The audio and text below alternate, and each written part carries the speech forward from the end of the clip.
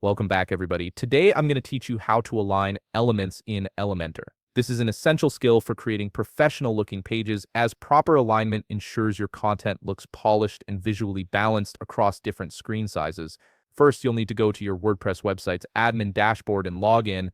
Make sure you're using the correct credentials to access your site's backend. Once you're logged in, you'll have access to all the tools needed to edit your pages with Elementor. Next, navigate to Pages and select All Pages from the drop-down menu. Here, you'll see a complete list of all the pages on your website. Scroll down through this list and find the specific page you want to edit. Once you've located it, click Edit with Elementor. This will open up the Elementor Editor interface where you can make visual changes to your page in real time. Now comes the actual alignment process. Hover over the section or column that contains the elements you want to align. As you hover, you'll notice a 6-dot handle appear at the top of that section or column. Click on this 6-dot handle to open the Edit Section or Edit Column panel on the left side of your screen. This panel gives you access to all the customization options for that particular section or column. In the left panel, go to the Layout tab. This is where you'll find all the positioning and alignment controls. Look for the option labeled Align Items. This setting controls the vertical alignment of elements within your section or column.